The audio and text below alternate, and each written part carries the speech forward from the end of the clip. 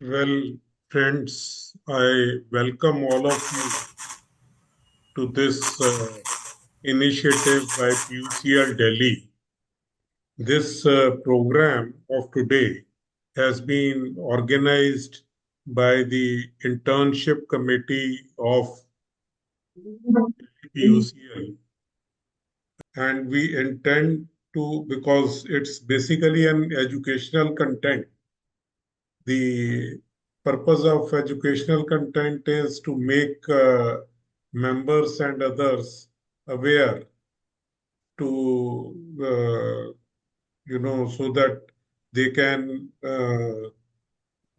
also know, and our reach to the common people grows, and they are aware about the activities which are being undertaken by PUCL in general and PUCL Delhi in particular. Before our principal speaker today, Dr. Shalu Nigam, is present with us, and before I request her to start, I would just like to a very brief statement with regard to PUCL and PUCL Delhi. PUCL is a voluntary membership organization committed to the idea of civil liberties and has been working in India since 1976. It was set up by late Loknayak Jayaprakash Narayan ji with Shri V.M. Tarkunde as its president. It is committed to the idea of nonviolence. It is committed to the idea of promotion of civil liberties and human rights and has been actively working in that direction. We are totally dependent for our finances on the individual contributions and the membership fees and some minor donations which we get. We do not go in for corporate funding. We do not go in for any foreign funding and are dependent totally on raising our own local resources. Now, some of you who have joined are in one of the internship programs, either currently doing internship or have done internship in past. And I would especially like to welcome you and hope that your internship with the organization will be useful and you will find it useful in the course of your life and will also like to be keep associated with PUCA even in future also. I would request the support of all of you in the promotion of cause of civil liberties. And I would once again request that those of you who are new to PUCL and would like to remain associated with PUCL, please write your email address in the chat box for future correspondence and for keeping future contact. Briefly about the author, Dr. Shalu Nigam is Vice President of Delhi PUCL and has been associated with the civil liberties movement for a long time and has worked with PUCL in various capacities, PUCL Delhi in various capacities. She is the author of 3 books, all related to the issues related to women. So, which will give you an idea that she is an expert in the field on which she is speaking today. One of her books is Women and Domestic Violence Law, A Quest for Justice. The second book is second book is Women and Domestic Violence Laws, Myth and Misogyny. And third is Rethinking Dowry Violence Law in India. So these are the 3 books which have been written by Dr. Shalu Nigam, and we expect that she'll be enlightening us not only today, but will keep on writing her books and articles in order to, uh, you know, spread the idea, because violence against women is also an issue pertaining to civil liberties and basic human rights. And may I now request Dr. Shalu Nigam to please start her presentation. तो सबसे पहले तो मैं say good afternoon to all of you and I welcome you all and उसके पहले I am just would like to thank PUCL Delhi for starting this channel by the name of dissenting voices. Now dissenting voices is a kind of a we have a kind of a it's a very different kind of idea that when the mainstream, the dominant voices are talking about something else, we will talk about something which is not dominant. So today I'll talk about backlash and resistance, and basically relating to violence against women. So जैसे कि आज हम यहाँ gathered हुए हैं, we are gathered here to celebrate 16 days of activism on gender-based violence, which commences every year on 25th of November, that is International Day of Violence Against Women, and ends on 10th of December, that is the Human Rights Day. This campaign is launched globally in the decades of 1990s, and the purpose is to highlight centuries of oppression on women, how their human rights are being breached worldwide, and it advocate for women's right and against violation of rights of women and girls. So the theme for the year 2024 is every 10 minutes a woman is killed. Hashtag no excuse. Unite to end violence against women. And एक और खासियत इस साल में ये है कि like we will be celebrating 30th anniversary of Beijing Declaration and Platform for Action. The Beijing Declaration was, organized in 1995, and there was a great, enthusiasm at that point of time. And basically, it talks about gender equality. And so we have to see after 30 years where we have reached in terms of, when we talk about equality matters, or equality is important. But basically, the report right now says that uh, nearly 1 in 3 women experience violence in their lifetime. Adolescent girls are particularly at risk. 1 in 4 adolescent girls are abused by their partners. In 2023, at least 51,100 women were murdered by their partners. Studies shows that 16 to 58% of women globally experience technology-facilitated gender-based violence. 70% of women in conflict, war, and humanitarian crisis experience different forms of violence. As we all know, in Gaza, what is happening is the world is witnessing how women and children are specifically being denied food, medicine, and other basic necessities. Sexual violence, historically, it is a common factor in all wars and conflict situation. So the basically war machinery works in a way to destroy women and children the most. So this is the data about crime against women in India. This is the latest report by National Crime Record Bureau, and it says that India recorded 51 cases of crime against women every year, and in 2022, at least more than 4.4 lakhs cases were reported. And when I say violence against women, I'm not only talking about physical violence or economic violence or psychological violence. I'm also talking about denial of rights everywhere in all forms. Like, for example, we are seeing that in right now in Hast, different areas, tribal areas, the forests are being taken away, and the rights of women are being violated. The right to forest and right to lands, all are being denied. Right now in New India, every day we are witnessing severe forms of violence and resistance simultaneously.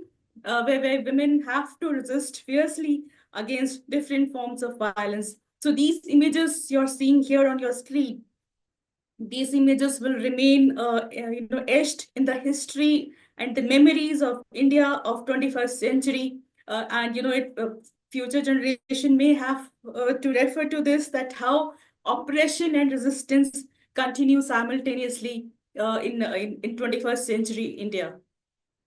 Now, world over, globally, with the rise of authoritarianism, women are facing severe backlash, where misogyny prevails not only in the language and actions of the political leaders, but it permeates across in street and online.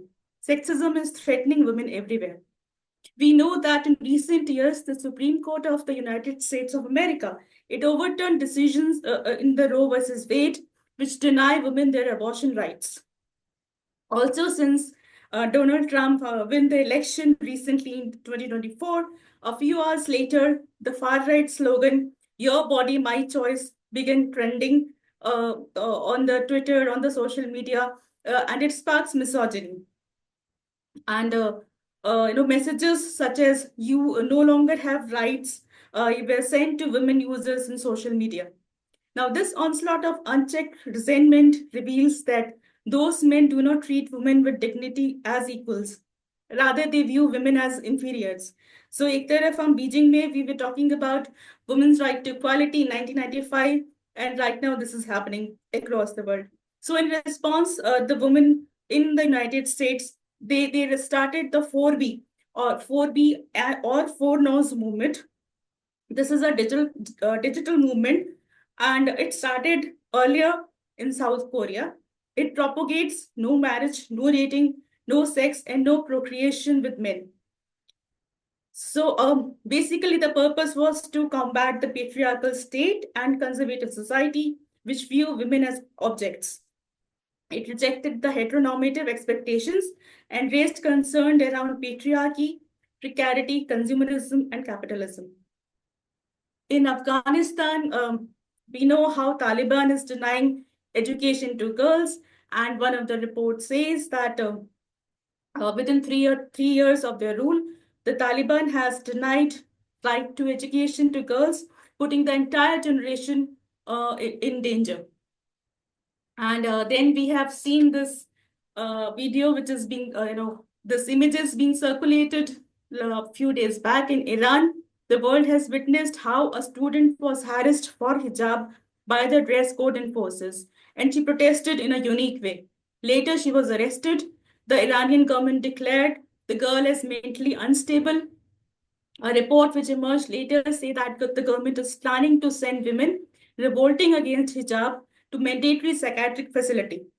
Rather, the hijab removal treatment clinics have been proposed to set up to forcibly enforce a piece of clothing on women. Meanwhile, multiple women political prisoners are facing risk of execution on false charges. The Center for Human Rights in Iran stated that 4 women have falsely charged of armed rebellion and sentenced to death in July 2024. So, after decades of deliberation on human rights and raising slogans such as "women's rights are human rights," a few handful of men are occupying power as religious and political leaders, and they are deciding fate of women. They are deciding what women should do and whom should they marry, and even controlling the wombs of women. Um, and India has also imposed such bans. If you remember, we have, yeah, the young Muslim girls were denied, their right to education for wearing hijab in educational institutions. So the question which arises here is that, how come few men can decide about what women should do or shouldn't do? The women's movement globally and locally are demanding various freedoms, but these handful of men in power are doing exactly the opposite. So in recent years, within the homes, public spaces, digital spaces, violence against women is increasing, not only in numbers but also in severity, scope, and outreach. So when UN and other agencies are developing literature on human rights and developing indexes to measure progress in terms of empowerment, Voices are being raised for demanding safety and security of women. At the same time, extreme violence is being normalized and legitimized. In other words, resistance and oppression continue simultaneously. With brutal violence, women resist further, and then violence become more brutal. So, it's the kind of spiral of violence which continues. In France, um, you may have read this case of Gisele Pellicot. She's a 72 years old woman. She was sedated, drugged, and raped by her husband and 50 other men for almost 9 years. And it shows how women are being deceived by the systems and the institutions, which promise them safety, comfort, and justice. The trial of this case is still going on. The videos and documents found during the investigation indicate the terrible nature of violence. This case has raised questions regarding consent, betrayal in marriage, digital violence, pornography, toxic masculinity, and pervasive rape culture. It shows how masculine code operates, where none of the men invited to rape her complained against it. The case show how any man can be predator, or as Miss Pellicott, she herself said that this perpetrator, the abuser, could be any man who could be our family or our friend.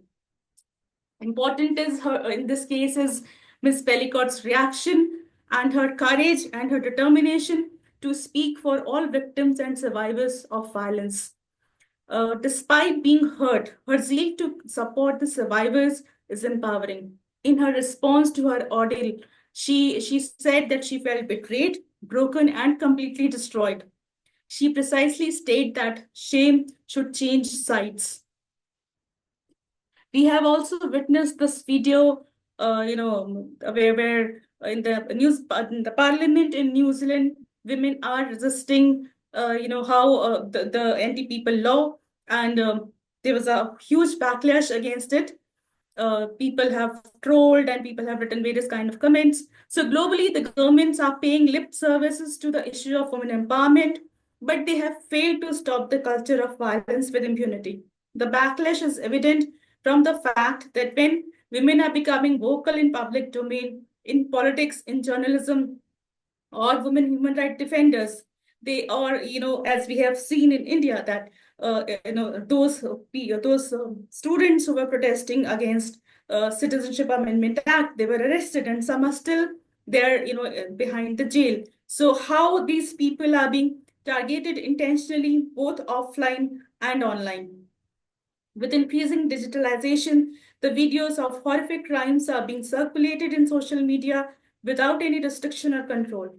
The spectacle of brutal violence evokes sadistic pleasure, and not only women's bodies are objectified and commodified, but repeated pleasure is obtained in sharing the dreadful images while normalizing and legitimizing violence against women. The misogyny is so deeply permeated that last week in India, a huge crowd gathered in Patna to see the film trailer of movie Pushpa 2, which was deemed to be a deeply misogynist movie by the critics. However, no such crowd gathered to demand justice for violence which took place in Manipur. So the incident of violence against women that took place in Unnao, Hathras, the wrestler case, we can go on and on. All these cases show how justice remain elusive. The complaints or the FIRs are not registered easily. Police and administration most of the time stand with the abusers. Victims are being forced to accept illegitimate demands of abusers. The voices of the complainants are forcefully silenced, and women are sometimes being penalized, for demanding justice in many cases. Not only in the case of Bilkis Bano, but in many other cases, we have seen how the rapist and murderers have been welcomed and garlanded after they were released on bail. So the society which still prefers son is complicit in crime when it takes pride in such violent, toxic masculinity. The society which weaponizes violence to target political opponent is as much guilty of crime as the criminals themselves.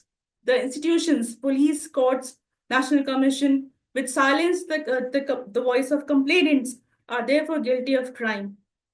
Humanity is doomed. When the state organized to play Twitter Antakshari, and those in ivory towers clapped during the pandemic, when thousands of young women and children, they have to walk for 1,000 miles without any facilities, and some women were forced to give birth to children on the roads. So when during the Nirbhaya protest, women demanded Bekhof Azadi. Now, what the state is giving is, denial of autonomy by making laws such as those relating to love jihad. So we are living in a society tragically where the judges rely on divinity and not on the constitutional values while pronouncing judgments. More so in the matters pertaining to pertaining to women, religion, divinity, superstitions, myths all work together to deny justice. From Mathura case to Manorma's case, and in Hathras rape case, and in various other cases, we have seen how justice, is out of reach of women. Women in police station, courts, and communities are chasing justice, but more to chase, farther it goes. The apathy and indifference exist in public spaces, within the courtrooms, within the police stations, and all this creates disillusion of justice. The more women demand rights, more the misogynist forces suppress women. Ah. And to counter such violence, in several cases, women have deployed diverse and unique methods, as we have witnessed in case of protest by Naga mothers in Manorma's rape case. Now, for the new students, I must tell you, Manorma rape case, it took place several years back, where army picked up a young woman from her home at midnight. They raped her, and her body was found, several kilometers away from her home. And the police was, not willing to file charges because it was, the army was involved, and so a lot of things are happening. So basically, the mothers, the women as mothers, they came out, they protest naked in the front of army office in Manipur, saying that we are Manorma's mother, so Indian army come and rape us.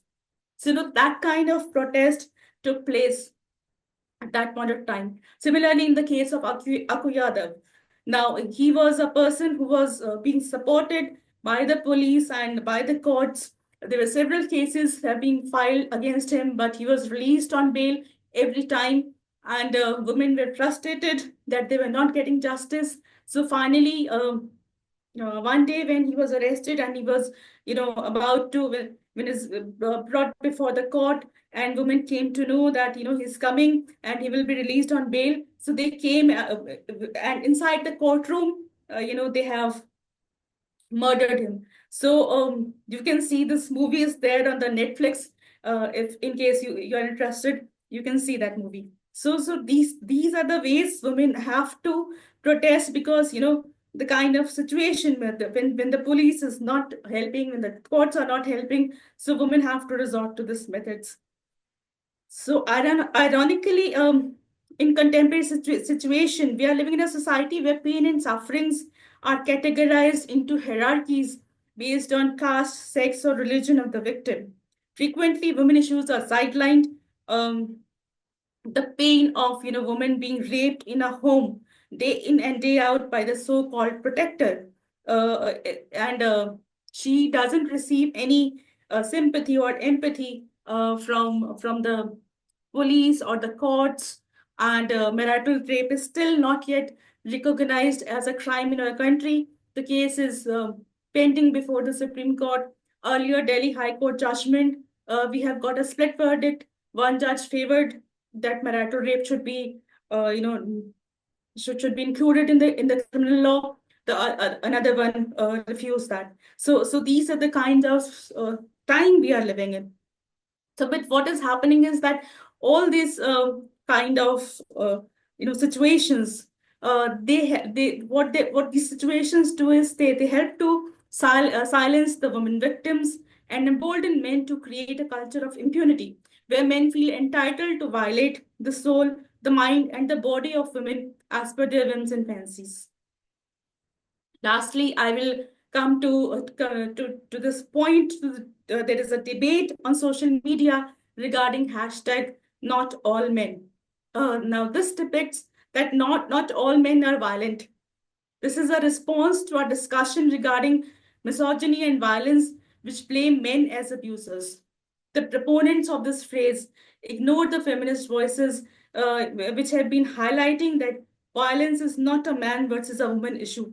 It is about patriarchal oppression and culture of impunity, which harms the society at large. This is depicted from the voices of women who initiated hashtag yes all women and hashtag me too movement, now where women shared their experience of violence and discrimination, and it shows how women experience sexism, misogyny, discrimination in some way or the another, or another way. So all women are facing this kind of harassment, and but in India specifically, we have a culture that tolerate and normalize violence within homes and within public places.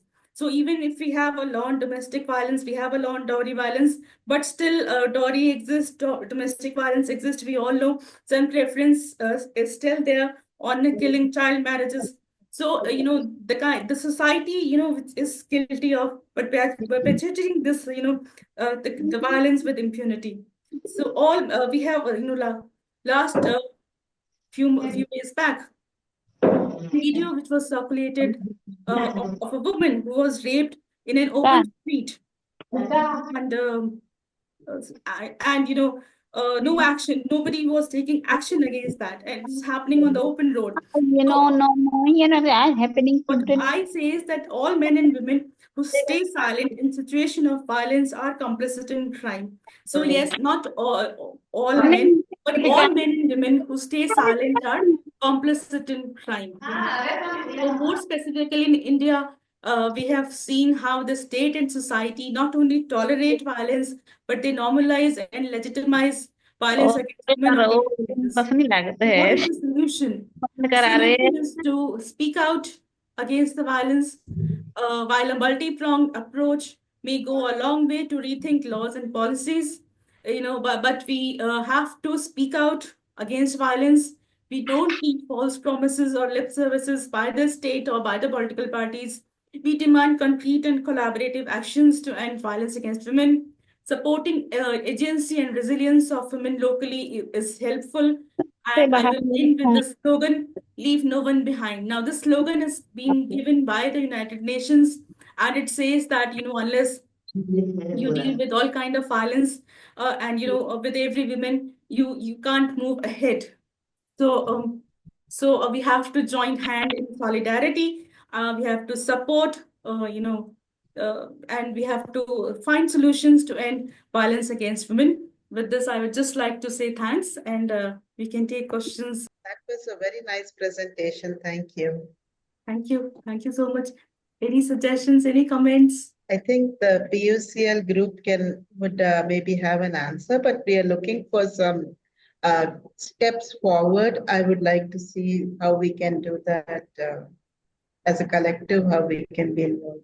Yes, ma'am, as a collective, we have to move. But right now, situation is that the state and the society, it's very difficult to get that kind of support. So what we have to do, we have to keep on raising our voices. And I think we have to collectively, work together to raise various issues of violence against women. Because right now, I think, many of us are afraid, or many of us are, just sitting behind. We're not, in 70s, 80s, and 90s, we have seen a lot of action by the women's movement, and which is slightly, we have to increase the pace of that, and maybe, become more vocal about various issues. And right now, issues are more, and, different kinds of issues are there in terms of, violence, different forms of violence are taking place, and it's getting more severe, forms of violence are there. So, what should we do? So those are the issues. I think we have to brainstorm. We have to sit together. We have to collectively formulate a way, how to move ahead. This is what I think. And maybe, if there are more suggestions, we can work on it. Chalu, in your presentation, Yes, sir. you have, and rightly, you have blamed both the society as well as the state. And at number of times they are complicit in the in protecting the perpetrators of violence against women.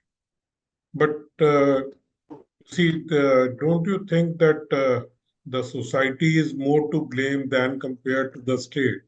Because the state, especially which has a elected government, would normally go by the whatsoever is the public opinion. And if the public opinions favors repression, they may, the steps that they may take may be more subdued and, like, uh, not projecting that they are taking a stand against men. So, like, they would like to, although even if they want, they would like to create a feeling as if,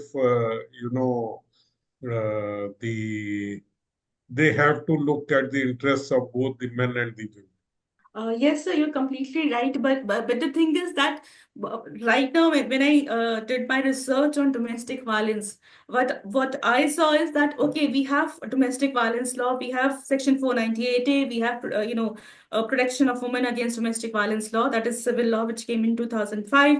So we have a criminal law as well as civil law. But the way it is working now, the state is responsible to to provide all the things which are there in the act. For example, medical facilities, for example, protection officers, for example, all other legal aid and other kind of services. Now even those services are not being provided. वो तो सिर्फ है like just for there for the namesake. So the state is not doing its responsibilities. Secondly, even the judgments which are coming from the courts. Now, many of the judgments you must have seen, they are saying that, okay, women are misusing and abusing the law. Now, why the judges are saying that? Most of them are being influenced by the men's movement because men's movement is more vocal. They have more resources. They are making loud noises that women are misusing, but they are not making any noises about, say, sedition law is being misused, or UAPA law is being misused, or that custodial deaths. So many men are young boys are being taken by the police and they are being violence हो रही है and they are being dying custodial deaths. So no noises are being made regarding those, but only the noises are being made regarding कि women are misusing the law. So why this is happening. So therefore I see the kind of connection between the state and the society, and therefore rightly when you say dissenting voices, so women are being oppressed in this situation. Even law bhi ban gaya, but still we are we are not getting our rights. We are being denied our rights. So these are the things which have been come up. And secondly, another point which has been coming in a lot of forums is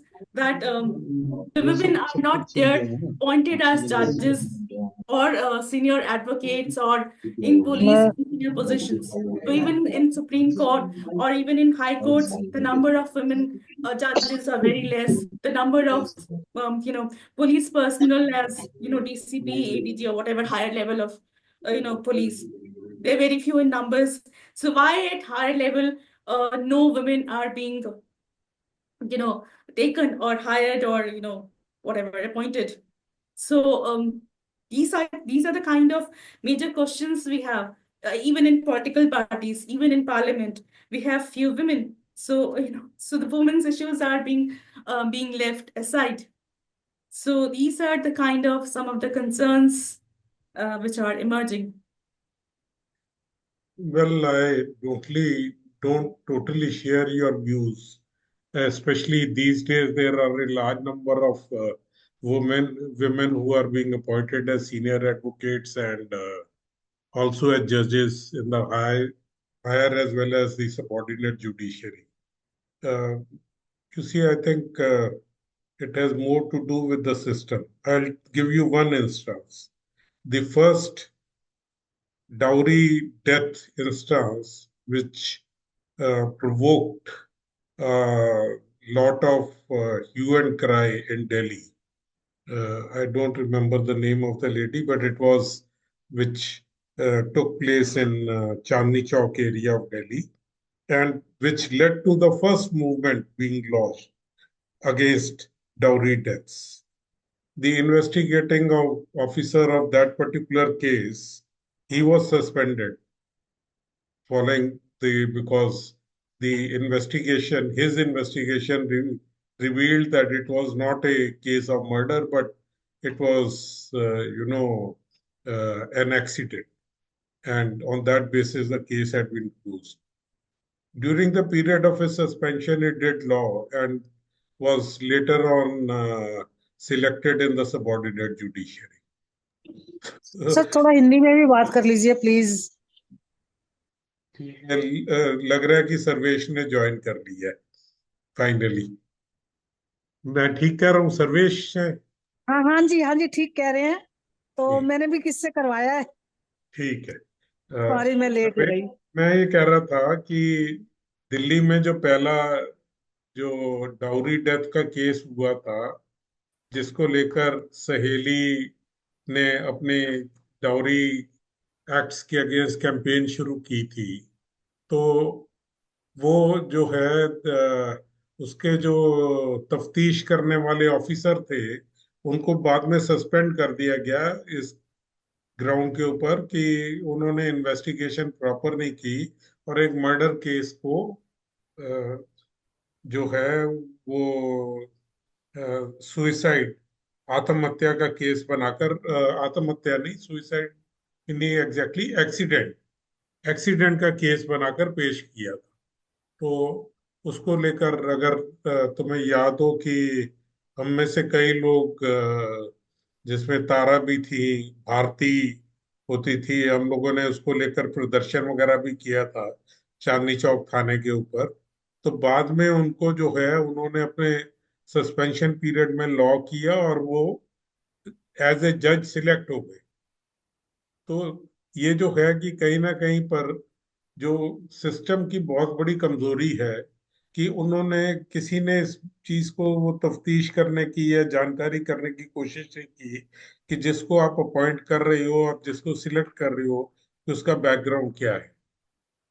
खैर, मैं सारा समय ना लेते हुए अब मैं आमंत्रित करूंगा बाकी लोगों को। मैं माफी चाहता हूँ, थोड़ा वन टू वन उसके अंदर मैं लग गया था। तो और कोई साथी कुछ सवाल पूछना चाहें, उनका स्वागत है। वो हिंदी में पूछे, इंग्लिश में पूछे, जो भी भाषा में वो कंफर्टेबल हो उसमें पूछे, प्लीज।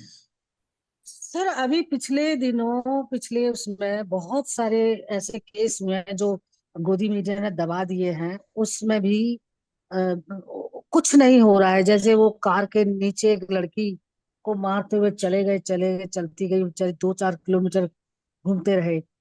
तो उसमें पुलिस ने अभी तो उस जैसे केस बहुत सारे लड़कियों के प्रति बहुत सारे ऐसे हो रहे हैं कि लड़कियों को जजमेंट भी गलत आ रहे हैं उनके प्रति और मारा जा रहा है और कोई कुछ भी नहीं कर सकता है क्योंकि डेमोन्स्ट्रेशन करने नहीं दिया जा रहा। शालू कुछ जवाब देंगे इस पर, या कोई और जी सर। अपना सवाल पूछना चाहते तो वो भी पूछ ले, फिर इकट्ठे ही हम इसको कर देंगे। किसी और का सवाल कोई? तो इसको आखिरी सवाल मानते हुए शालू, जरा आप ये सर्वेश के प्रश्न का उत्तर देंगी? जी सर, वो मैं बिल्कुल उनकी बात से सहमत हूँ कि बहुत सारे ऐसे केसेस हो रहे हैं कि जिसमें जजमेंट्स ठीक नहीं आ रही, जिसमें मतलब एफआईआर रजिस्टर ही नहीं हो रहे, और बहुत सारे महिलाएं भाग रही हैं पुलिस स्टेशंस में, कोर्ट्स में चक्कर लगा रही हैं, पर उनके केसेस रजिस्टर नहीं हो रहे हैं। तो ये एक मतलब एक बड़ा सवाल है, और प्रोटेस्ट भी करने नहीं दिया जा रहा। तो फिर क्या करें? मतलब अब उन्नाव जैसे केस में उन्होंने चीफ मिनिस्टर के आगे, घर के आगे जाके प्रोटेस्ट किया, तो मतलब कितनी महिलाएं इस हाल में हैं कि वो ऐसा प्रोटेस्ट कर पाएंगी या कर सकती हैं? वायलेंस भी फेस कर रही हैं, क्योंकि वायलेंस एक इंसान को बिल्कुल परेशान कर देता है। उसका हीलिंग में उसको जाने की बजाय हम उसको और दबाव डाल रहे हैं उसके ऊपर।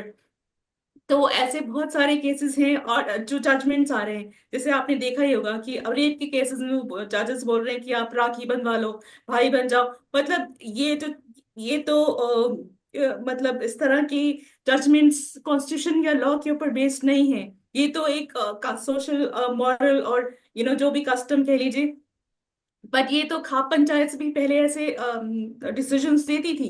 तो फिर ये डिसीजंस में और कोर्ट के डिसीजंस में क्या फर्क है? तो ये सारे बहुत सारे मुद्दे हैं जिन पे हमको विचार करना है। और जैसा कि आपने भी कहा कि वो टॉरी का केस ऐसे हुआ था, तो ऐसे और बहुत सारे केसेस हैं जिसमें आज भी ऐसा हो रहा है कि पुलिस जो है वो केस को डाइल्यूट कर रही है। तो डोमेस्टिक वायलेंस के केसेस में अगर महिलाओं के शरीर पे मारपीट का कितना भी निशान हो, बट वो उसको निग्लेक्ट कर रहे हैं, बोल रहे हैं कि ये तो आम बात है, ये तो डिसिप्लिन है, ये तो घर का मामला है। तो इस तरह से करके, तो जब कानून बनाए हैं आपने तो उसको इम्प्लीमेंट करना पुलिस का, प्रशासन का, कोर्ट्स का, सबका काम है। बट वो नहीं हो रहे हैं। तो वो क्यों नहीं हो रहे हैं, उसके लिए हमें मतलब क्या करना चाहिए? तो ये हमें समझने की जरूरत है शायद। तो ये मेरा कुछ कहना है। तो इसमें इसमें अगर आप कुछ कहना चाहें।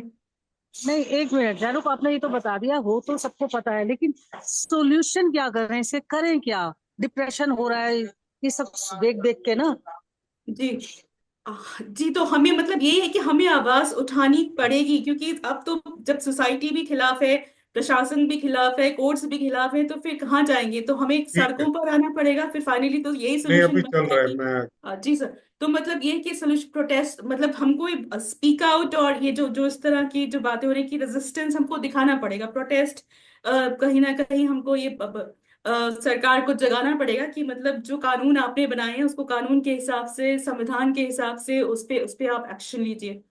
तो वो नहीं हो रहा है, तो उस मतलब कैसे उसको जगाएं, सरकार को और संविधान को? क्योंकि ये तो कोई हम ऐसे डिमांड्स नहीं है कि जो नहीं माने जाएं। तो कानूनी अधिकार है, हमारे संवैधानिक अधिकार है, तो क्यों नहीं उसको फॉलो कर रहे हैं? तो फिर अब जब नहीं सुन रहे हैं तो फिर क्या रास्ता है?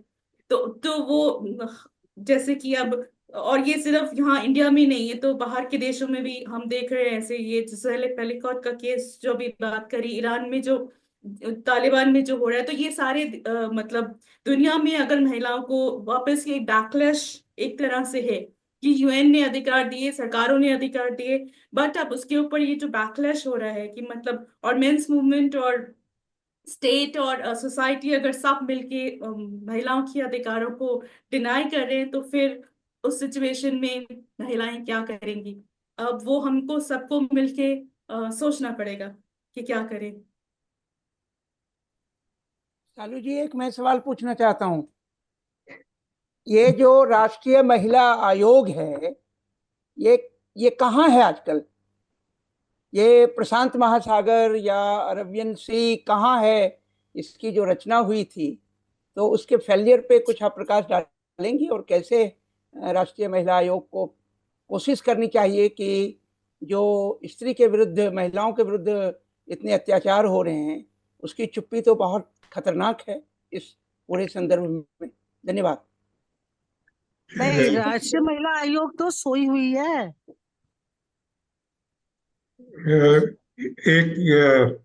एक कमेंट हमारे महासचिव श्री बी सुरेश जी द्वारा आया है चैट बॉक्स में। मैं उसको पढ़ देता हूँ।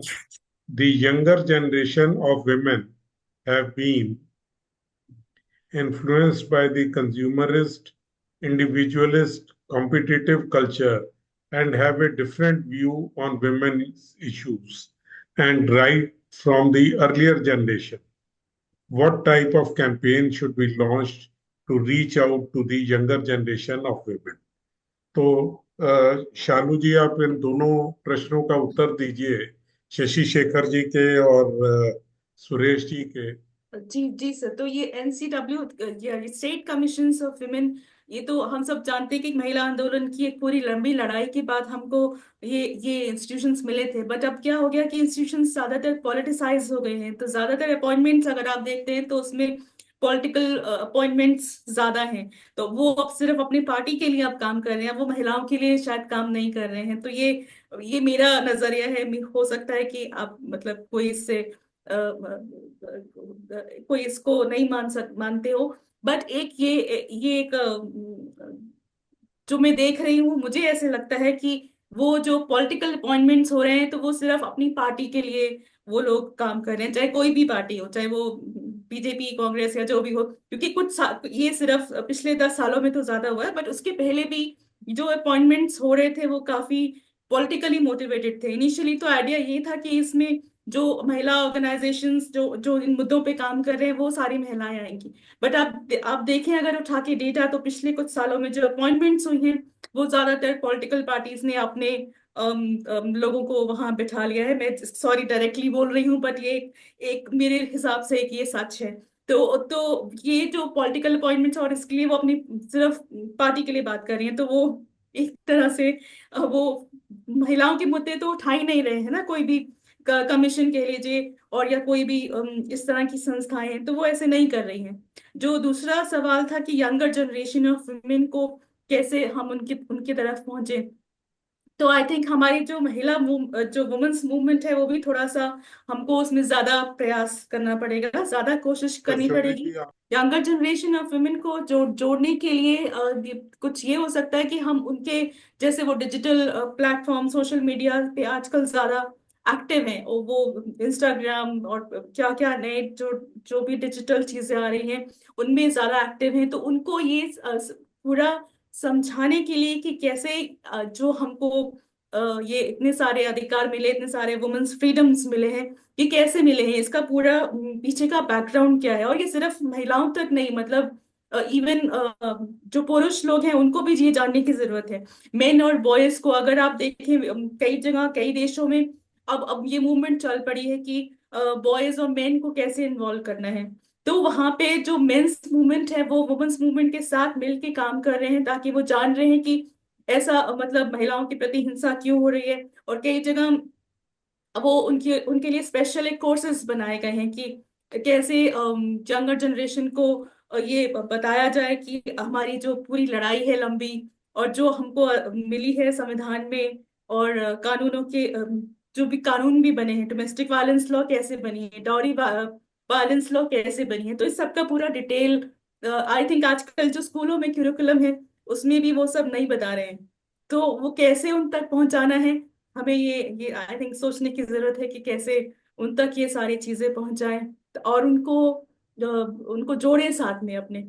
अभी क्या हो रहा है कि हम लोग अपने एक तरह से सिलोज में काम कर रहे हैं, अपने अपने छोटे छोटे से ग्रुप वर्क में, छोटे छोटे से नेटवर्क में, तो हमको आगे तक पहुंचना है, यंगर जनरेशन तक पहुंचना है। तो इंटर्नशिप जो हमने शुरू किया था प्रोग्राम, उसका एक यही उद्देश्य था कि मे बी अगर हम लोगों को पता चलेगा, ज्यादा लोग जुड़ेंगे, ज्यादा लोग समझेंगे, तो मे बी आसान होगा, तो मे बी ऐसे शायद और हमको क्रिएटिव आइडियाज शायद सोचने पड़ेंगे। तो ये मेरा मानना है।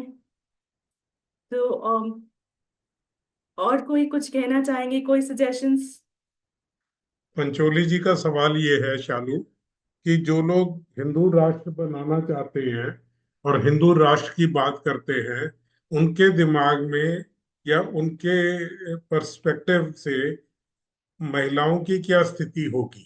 जी सर, जो हिंदू राष्ट्र बनाने की बात कर रहे हैं वो तो महिलाओं को एक as a second class citizen देखते हैं ना, तो क्योंकि अगर आप वो तो चलते हैं कोड ऑफ मनु से, तो मनुस्मृति में तो ऑलरेडी महिलाओं की पोजीशन सेकंड है ना, जैसे दलित लोगों की और अनटचेबल्स और ये सारे वहां तो ब्राह्मणिज्म के ऊपर बेस्ड है सारा, तो फिर वहाँ उस आइडियोलॉजी के हिसाब से महिलाओं की पोजीशन बिल्कुल एक तरह से सेकंड क्लास सिटीजन है, चाहे वो घर में हो चाहे वो राष्ट्र में है। एक तरफ वो राष्ट्रमाता बोलते हैं या देवी की बात करते हैं, और दूसरी तरफ वही महिलाओं पर अत्याचार भी हो रहा है। तो वो आइडियोलॉजी में तो अगर आप बात करें, थोड़ी सी राइटिंग्स जो मैंने पढ़ी थी, सावरकर और गोवलकर और उनकी जो किताबें थी, जो मैंने दो चार थोड़ी सी पढ़ी हैं, उसमें शायद उन्होंने लिखा है कि महिलाओं का दर्जा बिल्कुल मतलब कम है, और अगर आपको एनिमी पर कंट्रोल करना है तो वो मतलब जैसे मुस्लिम कम्युनिटी अगर उनके लिए एनिमी है, तो फिर उनकी वुमेन के रेप के लिए भी उन्होंने बोला हुआ है। तो विच इज वेरी मेरे लिए वो हजम होने वाली बात नहीं है, मैं उसको नहीं एक्सेप्ट कर सकती। सो वो एक चैलेंज है कि मतलब कैसे उस आइडियोलॉजी को रैशनलाइज करना, तो आई थिंक मुश्किल है, उसको रैशनलाइज नहीं कर सकते, तो उसको कैसे डील करें। तो आई थिंक वो जब तक आई थिंक वुमेन में खुद हमको अवेयरनेस अपने आप में ही लानी पड़ेगी कि ये आइडियोलॉजी जो है थोड़ी अगर ऑप्रेसिव है तो इसको कैसे डील करना है। तो ये सारे नैरेटिव्स, ये सारे डिस्कोर्सेस में शायद हमको और थोड़ा सा समझना पड़ेगा और उसको आगे ले जाना पड़ेगा। ये हमारे जनरल सेक्रेटरी साहब, ऑल इंडिया के जनरल सेक्रेटरी साहब ने एक मैसेज डाला है कि social media is only the tool we use. The challenge is the message. How do we create a new discourse, a narrative which will appeal to the younger generation? और मैं चाहूंगा कि इस सवाल का जवाब जो है वो हमारे पुराने दोस्त श्री अशोक कुमार शर्मा जी दें। नहीं, शालू जी ही दें, वो आज के स्पीकर हैं, तो जी हम लोगों का इंटरवेंशन ठीक नहीं है। नहीं सर, नहीं, आप बताइए सर, मतलब अच्छा है नहीं कि नहीं नहीं, कुछ ये सीखने को मिलेगा। प्लीज ये आप ये आप प्लीज आप प्लीज उसको जो है ना, since you are the speaker of the day today, तो काइंडली आप जो भी है उनको बताइए, जो है whatever you want to say about this question. नहीं सब, जहां तक मेरी समझ है, मेरे हिसाब से तो मतलब हमको एक रैशनलाइज नैरेटिव जिसमें जिसमें हम साइंस की बात करें, जिसमें हम रैशनैलिटी की बात करें, रीजनिंग की बात करें, लॉजिक्स की बात करें, तो आई थिंक वो ज्यादा इफेक्टिव रहेगा इस तरह की आइडियोलॉजी को काउंटर करने के लिए।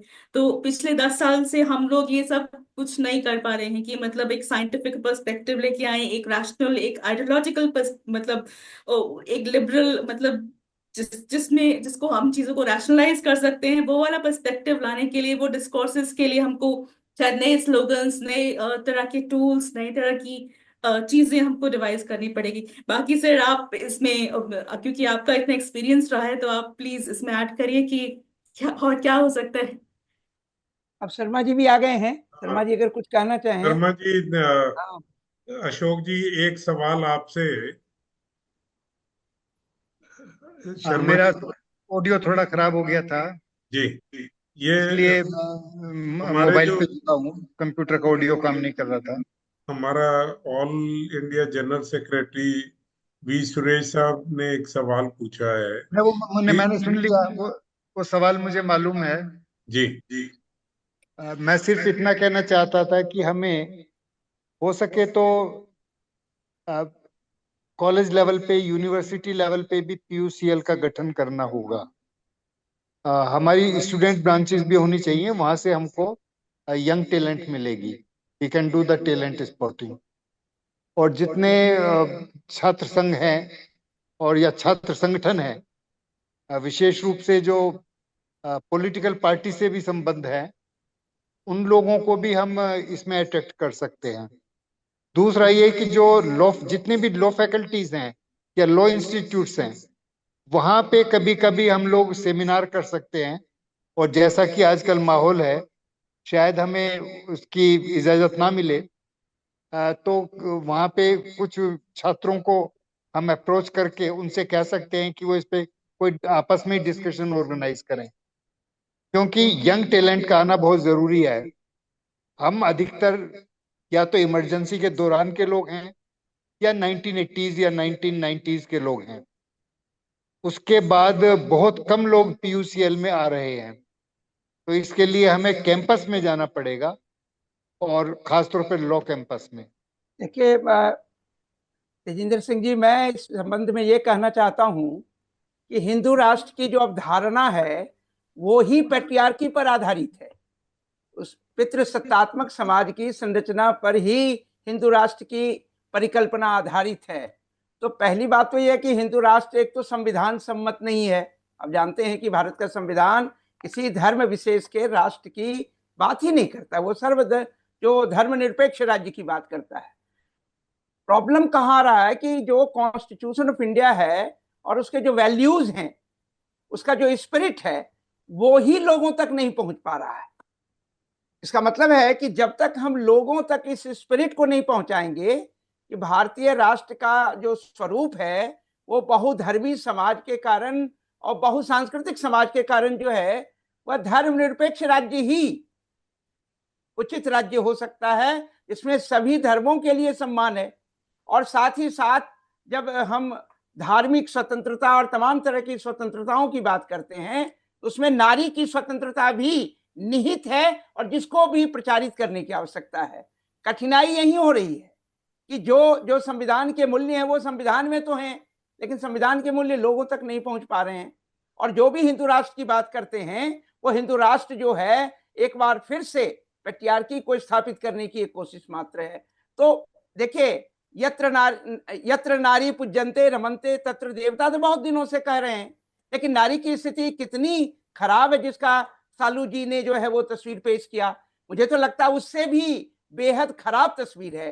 तो मुझे लगता है कि पहले हमें संविधान के मूल्यों को लोगों तक कैसे ले जाना चाहिए, और इसके लिए शर्मा जी ने भी जो सुझाव दिया है, स्कूल्स कॉलेज यहाँ और PUCL की ब्रांच खोलिए, या वहां बिना ब्रांच खोले भी हम लोगों तक विद्यार्थियों तक कैसे पहुंचे, ये कोशिश होनी चाहिए। और हम उसी संविधान के मूल्यों को वहां रखें, क्योंकि कैसे भारत एक धर्मनिरपेक्ष राज्य के रूप में एक रहेगा, रहा है और आगे भी रह सकता है। अन्यथा भारतीय राज्य ही एक नहीं रहेगा यदि हिंदू राज्य की कोई भी परिकल्पना या हिंदू राष्ट्रीय परिकल्पना थोपे।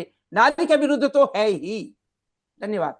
मैं इसमें ऐड करना चाहूंगा कॉमरेड कि केवल हिंदू राष्ट्र ही नहीं, किसी भी प्रकार का धार्मिक अनुष्ठान या सारे के सारे धर्म बेसिकली नारी विरोधी हैं।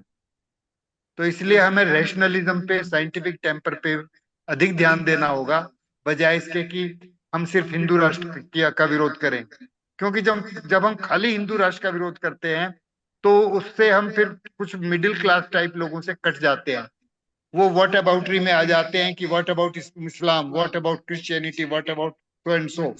तो हम कह सकते हैं कि हमें अपनी जो रोजमर्रा की लाइफ है उसमें साइंटिफिक टेम्पर और रैशनलिज्म से काम लेना होगा। इसमें तो कोई दो राय नहीं है, लेकिन ये भी तय है कि किसी अन्य धर्म ने अपने धर्म के अनुसार भारत के राष्ट्र को बनाने की बात तो नहीं की है। वह हिंदू राष्ट्र यही चल रहा है। इसलिए वैज्ञानिक और रैशनल थिंकिंग जो सब तो जरूरी है ही, लेकिन आपको इस बात को वहां रखना ही होगा कि हिंदू राष्ट्र की परिकल्पना हिंदुओं के भी खिलाफ है।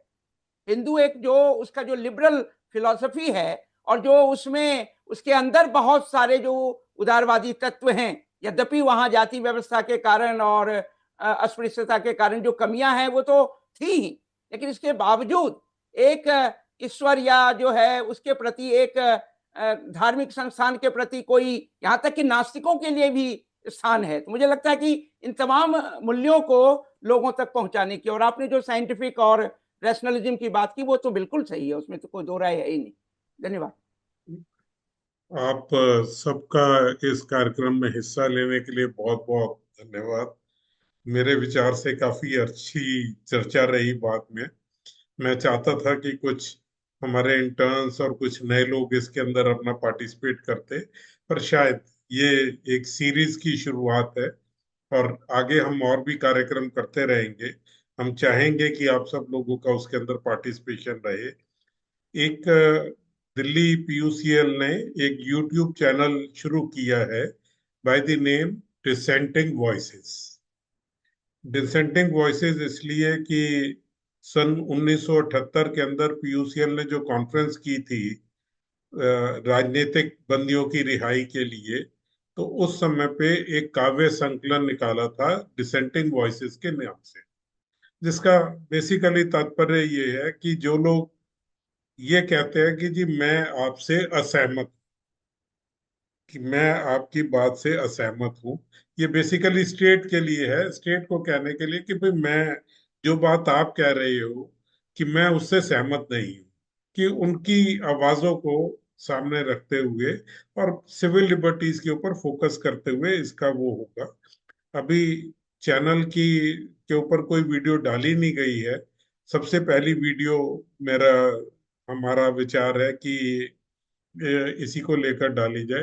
प्रेम कुमार जी हमारे साथ बीच में जुड़े थे, वो इसके ऊपर काम कर रहे हैं और हमारी कोशिश होगी कि 3-4 दिनों के अंदर ही इस वीडियो को हम लोग उसके ऊपर अपलोड कर दें।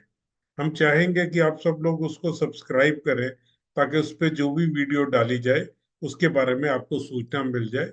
वैसे मैं जो अपना पीयूसीएल एक्टिविस्ट ग्रुप और जो पीयूसीएल से जुड़े हुए सदस्य हैं, उनके लिए भी मैं अलग से भी मैसेज डालता रहूंगा जब भी वीडियो डाली जाएगी। आप सबका बहुत बहुत बहुत धन्यवाद। और शालू का विशेष तौर से, जिसने जो है इस कार्यक्रम के लिए काफी ज्यादा, समझ आ रहा था कि बहुत मेहनत की है डाटा इकट्ठा करने में और प्रेजेंटेशन बनाने में। तो शालू, थैंक यू वंस अगेन। और आप सभी का भी, सभी पार्टिसिपेंट्स का बहुत बहुत आभार।